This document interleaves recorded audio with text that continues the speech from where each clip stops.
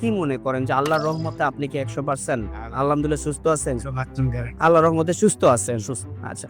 উনি যখন অসুস্থ অবস্থায় ছিলেন তখন উনি কোনো কাজকর্মই করতে পারতেন না, উঠতেও পারতেন না, বসতেও পারতেন না। অবস্থায় থাকতে হতো উনার। আল্লাহর রহমতে বর্তমানে উনি সম্পূর্ণরূপে সুস্থ আছে। অ্যাজ এ রিপোর্ট অনুযায়ী শারীরিক এবং মানসিক সব দিক থেকে উনি আলহামদুলিল্লাহ অনেক ভালো আছেন। আসসালামু আলাইকুম ওয়া রাহমাতুল্লাহি ওয়া বারাকাতুহু। আমি doctor Mohammad Aslam, DHMH BHB Dhaka, BHMH অন কোর্স ঢাকা বিশ্ববিদ্যালয়। বর্তমানে বিশ্বনন্দিত ক্যান্সার চিকিৎসক অধ্যক্ষ ডক্টর এস এম সারোয়ার স্যারের চেম্বার গণস্বাস্থ্য হোমিওতে এজ এ ক্যান্সার চিকিৎসক হিসেবে নিয়োজিত আছি। প্রতিনিয়তই আমরা বিভিন্ন ক্যান্সার রোগীদের রিভিউ নিয়ে থাকি। আজকেও তদ্রুপ আপনাদের সামনে আমি একটা ক্যান্সার রোগীর রিভিউ নিতে যাচ্ছি, যিনি কিনা আমাদের এখানে দীর্ঘ 7 মাস চিকিৎসা করে আজকে 8ম মাসে আসছেন। চলুন আমরা সরাসরি রোগীর মুখ থেকে শুনি রোগীর কি কি প্রবলেম ছিল, রোগীর কি হয়েছে বা কি আসার বিষয়। আসসালামু আলাইকুম। আসসালামু আলাইকুম। ওয়ালাইকুম আসসালাম। ভাইজান কেমন আছেন আপনি? আছি আলহামদুলিল্লাহ। রোগী আপনার কি হয়? আমার বাবা। আপনার বাবা। আপনাদের চিটাগাং এর বাসিন্দা? জি। আচ্ছা, চিটাগাং এর ভাষা আমাদের একটু বুঝতে অনেক সমস্যা হয় বিধায় কথা আপনি বলবেন, এই তো? আচ্ছা ভাইজান, আপনার নাম কি? আমার নাম মিজান। আপনার বাবার নাম? আব্দুল আজিজ। আপনাদের বাড়ি কোথায়? আমার বাড়ি চট্টগ্রাম কর্ণফুলীতে। চট্টগ্রাম কর্ণফুলীতে। সিকলবাহা আদর্শপাড়া। আদর্শপাড়া হলো গ্রাম? জি। গ্রাম হলো আদর্শপাড়া। নাম কি ইউনিয়ন নাম? সিকলবাহা। সিকলবাহা। এটা কর্ণফুলীতে পড়ছে, চিটাগাং? জি জি। আচ্ছা, চিটাগাং এর ওখানে গিয়ে এই নামে আমরা যদি খোঁজ করি, আপনাদের বাড়ির নাম জানি কি বললেন? আমাদের আব্দুল আলী সিকদারের নতুন বাড়ি। আব্দুল আলী সিকদারের নতুন বাড়ি? জি। আচ্ছা, উনি আপনার বাবা সর্বপ্রথম কি সমস্যা ভাবে আক্রান্ত ছিলেন, কেন আপনারা হসপিটালে গেছিলেন? ওনার সর্বপ্রথম গলায় প্রবলেম হইতো, খাওয়া দাওয়ার খাইতে সময় মনে হইতো ওনার কিছু একটা বাঁচতেছে জি গলার মধ্যে। জি। হঠাৎ রমজান 25 বা 26 রমজানের দিকে এটা ফেটে যায়। কত সালে? এই গত রমজানে। গত রমজানে? জি। আচ্ছা, ফেটে যায় ওটা। ফেটে যাওয়াতে ওইখান থেকে তুতুর মতো কিছু একটা জিনিস বের হয়। বের হওয়ার পরে কয়েকদিন উনি এত কেয়ার করে নেই। আচ্ছা। হঠাৎ জ্বালা পোড়া শুরু হয়। জি। জ্বালা পোড়া শুরু হওয়াতে আমরা একটা ডাক্তার দেখাইছিলাম।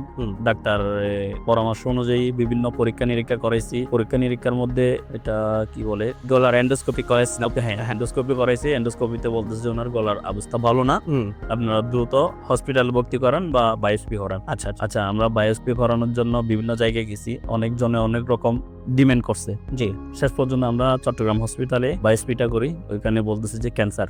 জি। ক্যান্সার ধরা পড়ার পরে বিভিন্ন ডাক্তারের সঙ্গে যোগাযোগ করি। ওনারা বলতেছে যে কেউ বলতেছে থেরাপি দেওয়ার জন্য, কেউ বলতেছে অপারেশন করার জন্য। এখন বাবাকে যখন প্রশ্ন করলাম আপনি কি থেরাপি দিবেন বা অপারেশন করবেন, কোনটা করবেন, উনি বলতেছে আমি অপারেশনও করবো না, থেরাপিও দিব না। আমি যদি বেঁচে থাকি যা কয়দিন এভাবে বেঁচে থাকবো, না হলে মারা গেলে তো চলে গেলাম।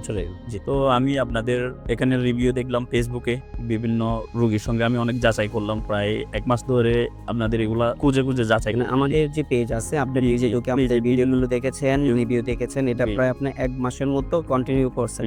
আমাদের বিষয় যাচাই বা যাচাই। 1 মাস পরে আমি খোঁজ নিয়ে নাম্বারে আমি যোগাযোগ করি। তারপর উহি একজন ছিল, ওদের 2 জনের সঙ্গে আমি যোগাযোগ করি। যোগাযোগ করে ওদের থেকে ঠিকানা নিয়ে এখানে আসলাম। এখানে এসে চিকিৎসা শুরু করলাম। আমরা টোটাল কত মাস ব্যয় চিকিৎসা করছি?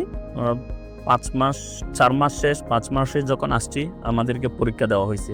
মানে আমরা যখন সব রোগীকেই বলি যে আপনারা 4 মাস আমাদের এখান থেকে ওষুধ খাবেন, 4 মাস ওষুধ খাওয়ার পরে আমরা পুনরায় আপনাদের পরীক্ষাগুলো করব। তো আমরা পরবর্তীতে 4 মাস ওষুধ শেষ করছি। শেষ করে 5ম মাসে যখন আপনি আসছেন, তখন আমরা আপনাকে কিছু পরীক্ষা নিরীক্ষা দিয়েছি, এবং সেই পরীক্ষার রিপোর্ট অনুযায়ী আল্লাহর রহমতে আমরা যখন পুনরায় যে পরীক্ষাগুলো দিচ্ছি, সেই পরীক্ষাগুলোতে ক্যান্সারিয়াস যে মার্কার আছে, আমরা এজটা ক্যান্সার নির্ণয় করতে গেলে যে মার্কারগুলো আমরা পরীক্ষা করি, সেই মার্কারগুলো আমরা পরীক্ষা করে দেখলাম যে আল্লাহর রহমতে এটা সম্পূর্ণরূপে নরমাল আছে। ওনার ব্লাডের কিছু প্রবলেম ছিল, সেটা সম্পূর্ণরূপে আলহামদুলিল্লাহ নরমাল আছে। ওনার প্রস্রাবে কিছু সমস্যা ছিল, সেটাও সম্পূর্ণরূপে নরমাল।